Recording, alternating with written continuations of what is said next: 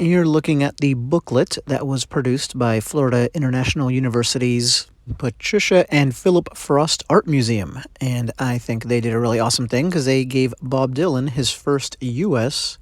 art showing. Bob Dylan, as you can see here, Retrospectrum. This is something that's happened in Europe, but again, first time in the United States that a museum is showing his paintings and illustrations. And I think he deserves that treatment. I mean, in terms specifically of his visual art. It's a piece of his creative output, and he's one of the most important creative figures of the 20th century and beyond. Now, I don't know how many of these were printed, but it couldn't have been a million. I think this is fairly rare. In fact, someone on eBay right now is trying to sell one of these for $100. And no, this one's not for sale. That's not what this video is for. This video is for my fellow Dylan fanatics who might never get to see, much less hold one of these. And as you can imagine, the booklet kind of gives you an overview of Dylan's history as a visual artist. And as they explain in here, that's a history that goes back decades.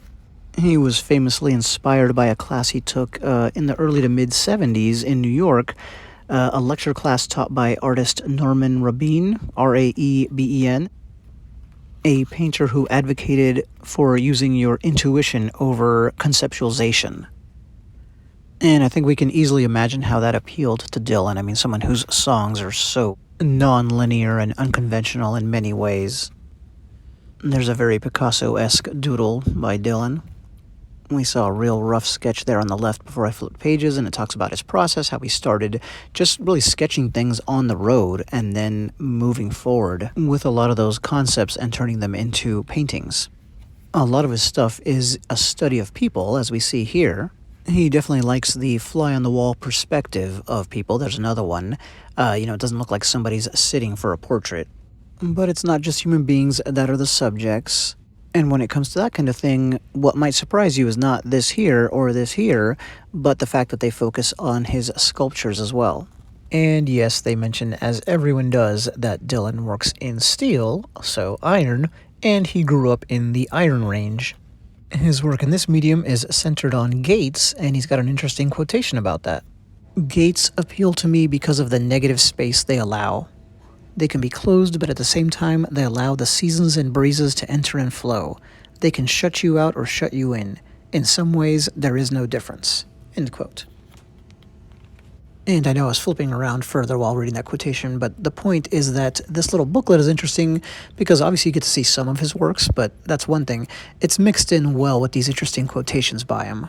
He often sounds like an oracle when he speaks, so you get that mixed in here, and I really like that. Here's just another random quotation. "I believe that the key to the future is in the remnants of the past," end quote. Or about his process as a graphic artist, like on this page. Quote, "I was just drawing whatever I felt like drawing, whenever I felt like doing it.